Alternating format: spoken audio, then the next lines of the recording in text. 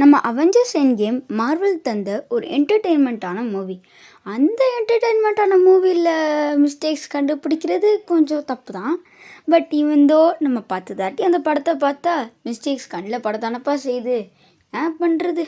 அதனால தான் இன்றைக்கி நான் உங்கள்கிட்ட அவெஞ்சர்ஸ் எண்ட் கேமில் டாப் 5 மிஸ்டேக்ஸை உங்கள்கிட்ட கொண்டு வந்திருக்கேன். இந்த டாப் 5 மிஸ்டேக்ஸ்லாம் ஒரு குட்டி குட்டி மிஸ்டேக்ஸ்னு கூட சொல்லலாம், இல்லாட்டி ஒரு எடிட்டிங் மிஸ்டேக்காக கூட இருக்கலாம். இந்த மிஸ்டேக்ஸ்லாம் பார்த்துட்டு நீங்கள் இதெல்லாம் நோட்டீஸ் பண்ணிங்களா பண்ணலையான்னு கமெண்ட்டில் தட்டுடுங்க. மறக்காமல் சப்ஸ்கிரைப் பண்ணி லைக்கும் பண்ணிடுங்க. வாங்க வீடியோக்குள்ளே போகலாம். நம்பர் 1, அவெஞ்சர்ஸ் எல்லாம் டைம் ட்ராவல் பண்ணுறதுக்காண்டி 3 குரூப்ஸாக பிரிந்திருப்பாங்க. அந்த 3வது குரூப் 2012 கேப்டன் அமெரிக்காவோட சேர்ந்த குரூப் 2012க்கு போயிருப்பாங்க. நோட் பண்ணிக்கோங்க, 2012. அப்போ நம்ம கேப்டன் அமெரிக்கா அந்த லிஃப்ட்டுக்குள்ளே போகும்போது நம்மளாம் பெரிய அந்த செப்டார் எடுக்கிறதுக்காண்டி போகும்போது பெரிய ஃபைட் நடக்கும்னு நம்ம நினச்சிட்டு இருந்தா நம்ம கேப்டன் அமெரிக்கா அசால்ட்டாக முடிச்சு விட்டாரு.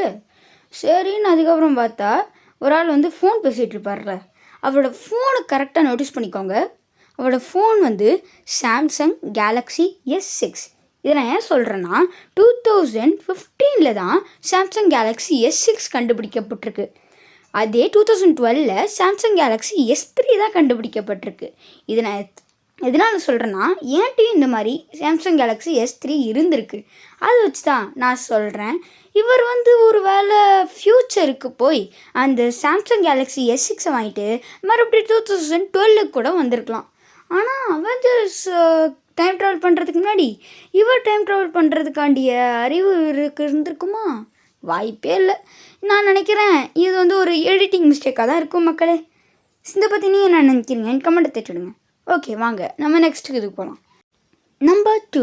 இந்த நம்பர் 2 எப்போ நடக்கும்னா அவெஞ்சர்ஸ் எண்ட் கேம் கடைசியில் த பிக் 3 தானோஸ் நடக்கும்போது அப்போ நம்ம கேப்டன் அமெரிக்கா மியான்மரை தூக்கியிருப்பார். அப்போ நம்ம கேப்டன் அமெரிக்கா தானோஸ்க்கு ஷாட் அடிக்கும்போது தானோஸ் தார்னுடைய ஸ்ட்ராங் பிரேக்கரை வச்சு தாரோட நெஞ்சை குத்த பார்ப்பார்.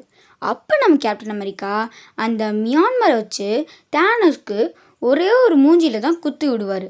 அப்போ நம்ம தானோஸ் சைடில் போயிட்டு அவரோட கையில் பார்த்தீங்கன்னா அந்த இன்ஃபினிட்டி பிளேடு இருந்திருக்கும்.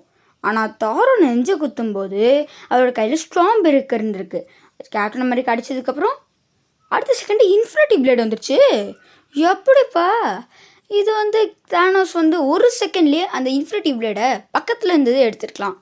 ஆனால் ஒரு செகண்டில் எடுக்க முடியுமான்னு எனக்கு ஒரே டவுட்டாக தான் இருக்குது. ஒரு வேளை இது கொஞ்சம் எடிட்டிங் மிஸ்டேக்காக கூட இருக்கலாம். ஏன்னா அதுக்கப்புறம் நீங்கள் பார்த்தீங்கன்னா அந்த இன்ஃபினிட்டி பிளேட் ஒரு மேஜரான ரோல் ப்ளே பண்ணியிருக்கு இந்த எண்ட் கேம் படத்தில். சரி, இதை பற்றி நீங்கள் நோட்டீஸ் பண்ணிங்களான்னு பாருங்கள். ஆனால் அதே இன்ஃபினிட்டி பிளேட் வச்சு தான் கேப்டன் அமெரிக்கானுடைய ஷீல்டையுமே உடச்சிருப்பார். சரி, நம்பர் 3. நம்ம captain America Avengers end game படத்தில் தானோஸ்னுடைய மொத்த படையுமே எதிர்க்கிறதுக்காண்டி தனியாக நிற்பார். நாங்கள் உங்களை தனியாக சண்டை போட மாட்டோம் கேப் அப்படின்னு சொல்லி எல்லா அவெஞ்சர்ஸுமே டாக்டர் ஸ்ட்ரேஞ்சினுடைய போர்ட்டல் வழியாக வெளில வருவாங்க. இது ஒரு மாசான சீனில் என்னப்பா மிஸ்டேக் இருக்குதுன்னு நீங்கள் நோட்டீஸ் பண்ணிங்கன்னா இதுக்கு முன்னாடி தான் கேப்டன் அமெரிக்கானுடைய ஷீல்டை தானோஸ் அவரோட இன்ஃபினிட்டி பிளேடை வச்சு உடச்சிருப்பார். அப்போ அதுக்கு அடுத்த சீன்லேயே எல்லா அவெஞ்சர்ஸுமே போர்ட்டல் வழியாக வரும்போது ஒரு குட்டி செகண்டில் கேப்டன் அமெரிக்கானுடைய ஷீல்ட் மறுபடியும் வந்திருக்கும். எப்படி மறுபடியும் ஃபுல்லாக வந்திருக்கும்? இது கேப்டன் அமெரிக்கா சின்னதாக இருக்க யாருமே நோட்டீஸ் பண்ண மாட்டாங்கன்னு சொல்லி அந்த அவெஞ்சர்ஸ் எண்ட் கேமை எடிட் பண்ணவங்க நினச்சிருப்பாங்க. ஆனால் நம்ம மார்வல் ஃபேன்ஸ்க்கெலாம் கழுகு கண்டுப்பா, அதனால தான் கண்டுபிடிச்சிட்டாங்க. இந்த ஒரு குட்டி மிஸ்டேக்கை நீங்கள் நோட்டீஸ் பண்ணிங்களான்னு பாருங்கள். சரி, அடுத்ததுக்கு போகலாம். கேப்டன் அமெரிக்கா குட்டியாக இருக்கிறதுனால நோட்டீஸ் பண்ண மாட்டாங்கன்னு குட்டி மிஸ்டேக் பண்ணியிருக்கலாம், குட்டி எடிட்டிங் மிஸ்டேக். ஆனால் இவ்வளோ பெரிய ஆண்ட்மேனை கூட எடிட்டிங் மிஸ்டேக் பண்ணிட்டாங்கன்னா பார்த்துக்கோங்க. ஆண்ட்மேன் இந்த குவாண்டம் டனல் சரி பண்ணுறதுக்காண்டி வாஸ்க்கு கூட சின்னதாக மாதிரி தான் அந்த வேன்குள்ளேயே போயிருப்பார்.